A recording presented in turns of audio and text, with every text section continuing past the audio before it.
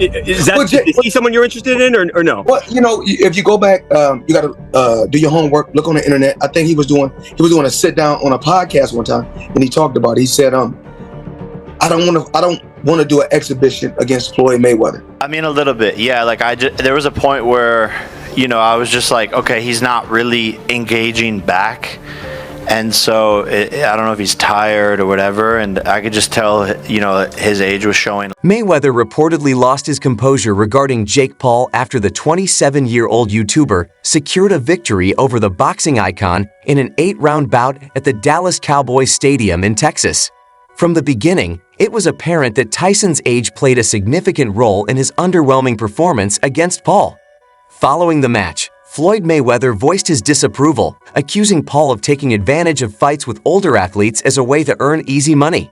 But once he fights a real fighter, it's going to be bad. Have you been impressed? But one thing I like about him, one thing I do like about him, he's selling it. He's selling it, and he's making good money, and he's entertaining. I like it. Is he? And Floyd, there are many people who believe you're the most talented fighter ever, period. So whatever you say to this question, I think is important. Are you impressed? Does he have boxing ability, or is he just an entertainer who has a lot of fans and can promote a fight and has fought lesser opponents? Or is he actually talented? As long as he continues to fight MMA guys and YouTubers, he's gonna continue to look good and shine. But once he fights a real fighter that can really fight, it's not gonna be that good. Does he have the ability, with what you've seen, to continue to mold himself into somebody who can actually? He told me before his goal is to fight Canelo, so that's where his mindset's at. He get by Canelo. The YouTuber dominated the boxing match against the former heavyweight champion, securing a unanimous decision. However, many fans echoed Mayweather's sentiment that the fight wasn't worth their time. The general consensus was that the bout lacked excitement. On X, one user described it as one of the most disheartening fights they ever watched, expressing disappointment in its lack of anticipated intensity. They also criticized Jake Paul for his underwhelming performance, highlighting his inability to knock out an older opponent.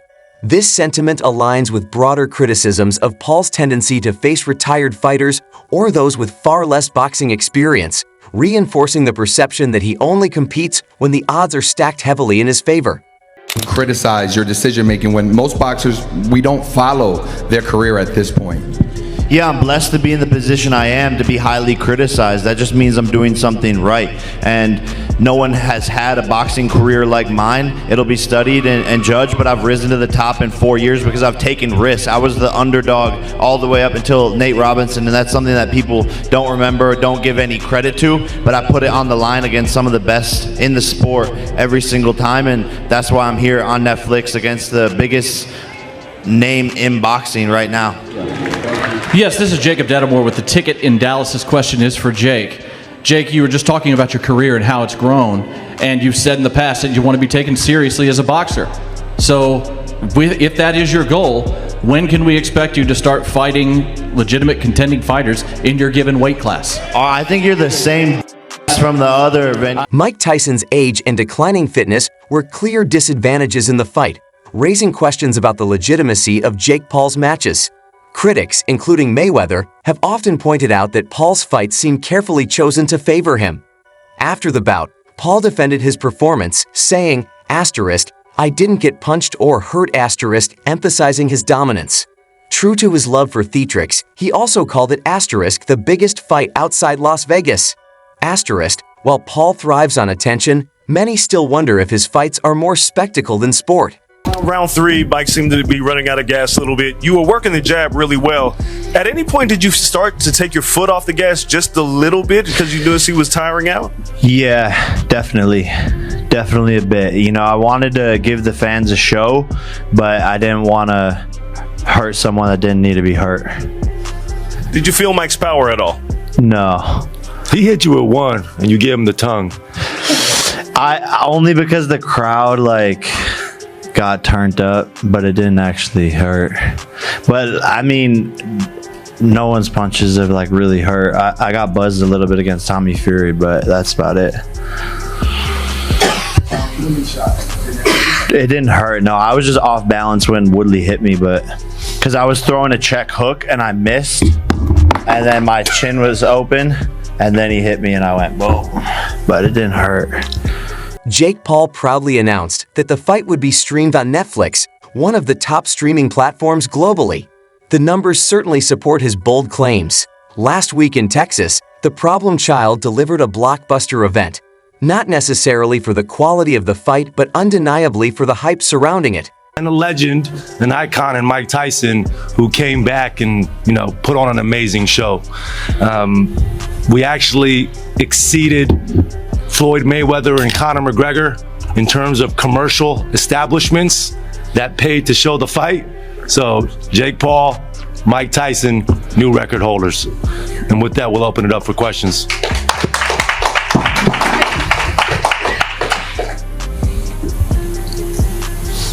Hey, Jake. Andreas from ESPN.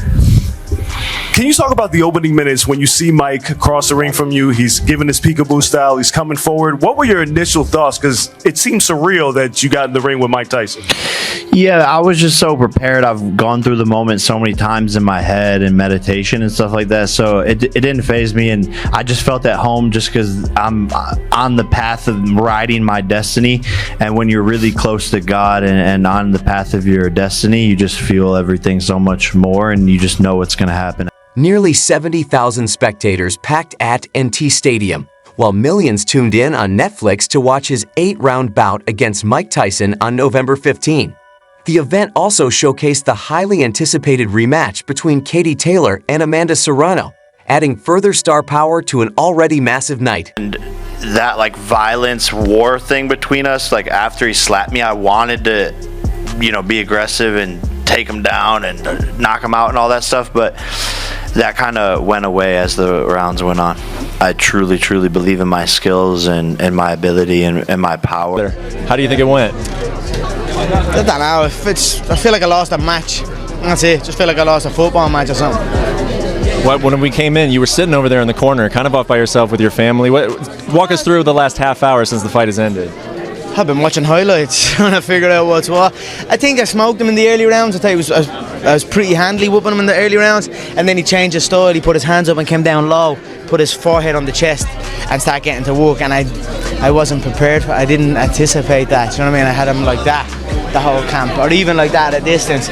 But he completely changed his style and he came forward, so it threw me off. And he was composing there. I wasted my shots on the gloves. It was just a composure issue. I don't feel from a skill level. I felt all right in there. I felt like it was very close. I get that wobbly stage. I check me fights when it gets into the deep waters. There's a time in it, or in that middle stage.